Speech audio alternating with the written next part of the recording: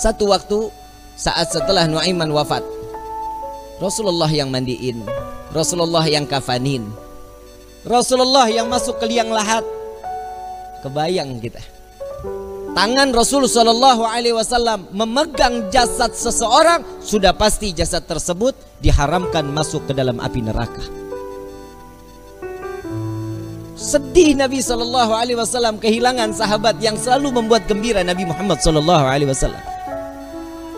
Setelah dikubur, semua masyarakat pulang.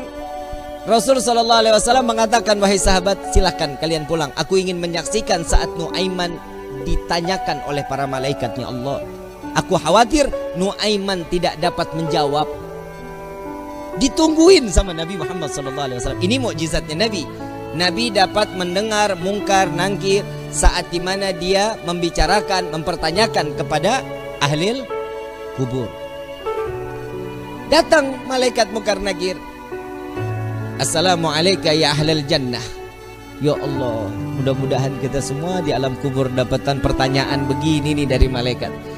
Salam kepadamu wahai penghuni surga. La ilaha illallah. Allahumma ja'alna minhum. Amin ya rabbal. Man rabbuka? Allahu rabbi, kata Nuaiman. Wa man nabiyuka? Coba ulang pertanyaannya, kata Nuaiman. Wa man nabiyuka? Tunggu, kayaknya saya salah dengar. Wa man nabiyuka? Jangan kencang-kencang, orangnya masih di atas tuh, katanya. Di situ Nabi masih tertawa. Nuaiman walaupun ada di dalam liang lahat masih membuat senyum baginda Nabi Muhammad Sallallahu Alaihi Wasallam. Apa yang membuat seperti ini? Cinta. Tidak akan sempurna keimanan seseorang jika Allah dan Nabinya harus jauh lebih tinggi di hadapan Allah. Itulah yang dikatakan orang-orang yang beriman. Sayyidina Umar bin Khattab. Ada yang kenal Sayyidina Umar?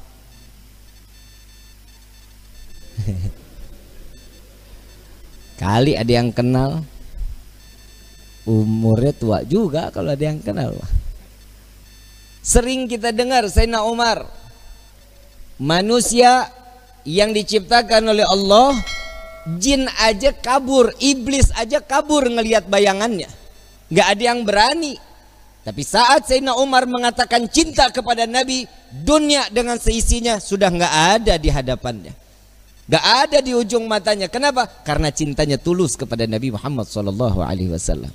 Sayyidina Umar pernah memerangi Nabi. Orang yang salah satunya beriman kepada Nabi, sebelumnya dia perangi Nabi. Iya, Sayyidina Umar ibn Khattab. Siapa lagi? Khalid ibn Walid, Abu Sufyan. Banyak sahabat Nabi yang dulunya membenci Nabi, karena cinta berubah menjadi sesuatu iman yang hak di hadapan Allah Subhanahu wa taala.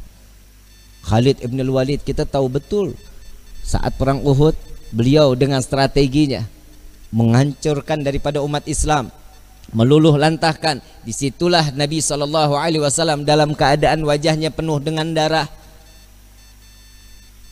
Khalid ibn Walid saat dia memeluk Islam sudah bukan orang yang dihinakan oleh Allah. Kenapa? Karena keimanannya kepada Allah dan Nabinya sampai diangkat oleh Allah sebagai Saifullah, sebagai pedangnya Allah Subhanahu. Itu karena cinta. Siapa lagi? Saya ada satu kisah sahabat Nabi namanya Nuaiman. Udah pernah dengar nama sahabat Nabi Nuaiman? Belum? Ngaji, makanya ngaji. Di pasar nggak ada nama Nuaiman. Nuaiman ini setiap hari mabuk di hadapan Nabi Muhammad SAW. Kalau mau ketemu Nabi, minum khamar dulu. Tahu khamar haram, tahu. Karena cari perhatian kepada Nabi Muhammad SAW. Jadi kalau ketemu mabuk, entar ditegur sama Nabi. Ya Nuaiman, haram, jangan diikutin, jangan diminum lagi. Iya ya Rasulullah, sadar, senang Nuaiman. Besok ketemu lagi, mabuk lagi. Kalau orang Tarajuk yang begitu mah PA. Lagi kalau orang Tarajuk mabuk mah kagak ada pantas-pantasnya. Kalau orang bule mabok kan wajar ya. Matanya coklat, abu-abu, hidungnya mancung, habis minum pipinya ngeping-ngeping. Nah orang Taraju udah hitam, pesek, mata hitam semua, kurang tidur. Bener nggak? Udah, jangan ikutin sesuatu yang nggak diajarin Nabi. Kalau sudah dikatakan Allah haram, ikutin haram. Jangan pakai nanya kenapa. Kalau ada tanda tanya kenapa sih ini diharamin, imannya diragukan. Kalau sudah ketentuan Allah ini wajib, nggak bisa jadi makruh, nggak bisa jadi haram. Ketentuan Allah haram, nggak bisa jadi halal. Insya Allah mudah-mudahan Allah jaga hati kita untuk tetap cinta kepada Allah dan Nabi-Nya. Amin ya Rabbal Alamin. Ada satu kisah lagi di mana Nabi SAW setelah ditinggal oleh dua orang yang dicintai. Nuaiman ingin bikin senang Nabi SAW karena ngelihat Nabi itu selalu bersedih. Karena cintanya Nuaiman kepada Nabi Muhammad SAW, Nuaiman ini berangkat ke tempatnya Zaid bin Thabit. Sayyidina Zaid jual kambing, diminta sama Nuaiman, ya Zaid, saya ambil kambingnya 2, saya mau hadiahin ke Nabi katanya. Oh iya silahkan kata Zaid. Duitnya mana Nuaiman? Duitnya nanti minta sama Nabi. Ini kira-kira yang begini kalau kita ketemu kita apain nih orang? Dibawain 2 ekor sama Zaid yang nganterin, bukan Nuaiman yang bawa. Nuaiman ngintip dari samping tembok, ngeliatin. Begitu kambingnya disampaikan kepada di tangan Nabi, Zaid nungguin. Rasulullah senyum, alhamdulillah terima kasih banyak, ini hadiah dari Nuaiman. Ya Rasulullah, alhamdulillah, kirim salam sama Nuaiman. Dan setelah sedihnya Nabi, pertama kali senyum saat Nuaiman menghadiahkan kambing kepada Nabi Muhammad SAW. Diterima sama Nabi. Zaid nggak jalan, diam aja. Ada apa lagi wahai Zaid? Ada lagi yang mau dibicarakan? Enggak ya Rasulullah, duitnya. Dan di situ Nabi ketawa yang kedua kali karena melihat Nuaiman sedang ngintip di balik tembok. Nabi bayar kambing tersebut dengan niat Nuaiman bukan orang yang punya. Karena cintanya Rasulullah kepada Nuaiman, Nuaiman dapat sesuatu kedudukan terhormat di hadapan Allah. Tukang mabok bikin kesel Nabi, tapi Nabi kalau nggak ada Nuaiman nggak mau ngajar. Selalu bikin senang Nabi Muhammad SAW. Satu waktu saat setelah Nuaiman wafat, Rasulullah yang mandiin, Rasulullah yang kafanin, Rasulullah yang masuk ke liang lahat. Kebayang kita, tangan Rasul SAW memegang jasad seseorang, sudah pasti jasad tersebut diharamkan masuk ke dalam api neraka. Sedih Nabi SAW kehilangan sahabat yang selalu membuat gembira Nabi Muhammad SAW. Setelah dikubur, semua masyarakat pulang. Rasul SAW mengatakan, wahai sahabat, silahkan kalian pulang. Aku ingin menyaksikan saat Nuaiman ditanyakan oleh para malaikatnya Allah. Aku khawatir Nuaiman tidak dapat menjawab. Ditungguin sama Nabi Muhammad SAW. Ini mukjizatnya Nabi. Nabi dapat mendengar mungkar nangkir saat dimana dia membicarakan, mempertanyakan kepada ahli kubur. Datang malaikat mungkar nakir. Assalamualaikum ya ahlal jannah. Ya Allah, mudah-mudahan kita semua di alam kubur dapatkan pertanyaan begini nih dari malaikat. Salam kepadamu wahai penghuni syurga. La ilaha illallah. Allahumma ja'alna minhum. Amin ya rabbal. Man rabbuka? Allahu rabbi, kata Nuaiman. Wa man nabiyuka? Coba ulang pertanyaannya, kata Nuaiman. Wa man nabiyuka? Tunggu, kayaknya saya salah dengar. Waman nabiyuka, jangan kencang-kencang, orangnya masih di atas tuh katanya. Di situ Nabi masih tertawa. Nuaiman walaupun ada di dalam liang lahat masih membuat senyum baginda Nabi Muhammad sallallahu alaihi wasallam. Apa yang membuat seperti ini? Cinta.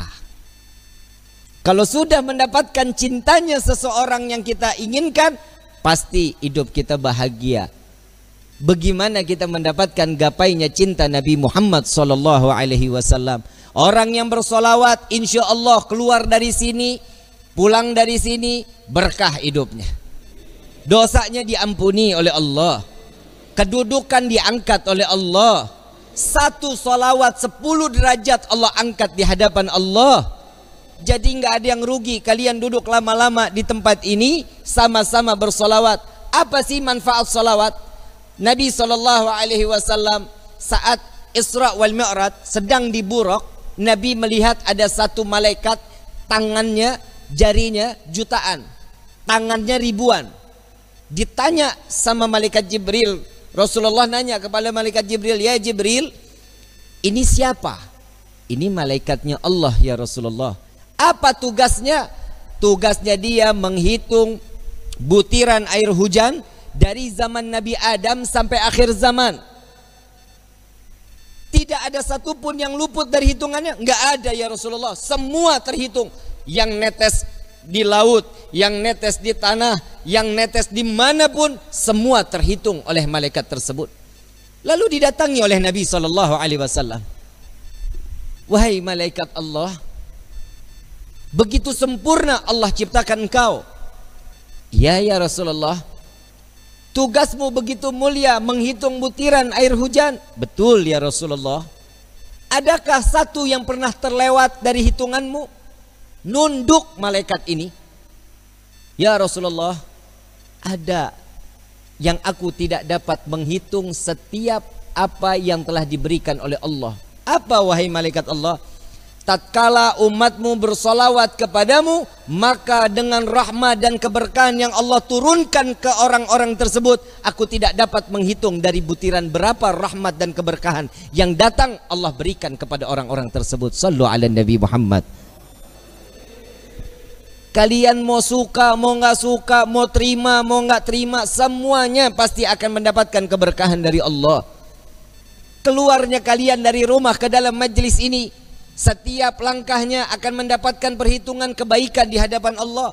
Na'udzubillah min dzalik. Seandainya mudah-mudahan Allah kasih kita umur panjang, kita keluar dari tempat ini, Allah ambil nyawa kita, mati dalam keadaan husnul khatimah. Dan beberapa saat yang lalu banyak orang-orang yang dikiranya kita umur panjang, masih muda, sekarang telah meninggal dunia ngelewatin kita. Betul? Karena ada satu wabah COVID-19. Tapi ingat, kematian itu bukan karena corona. Kematian itu sudah maktub yang telah diberikan oleh Allah.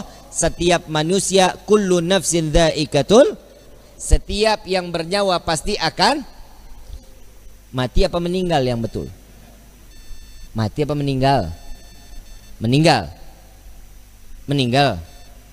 Benar meninggal. Inna salati wa nusuki wa mama mati. Nggak ada wa meninggali.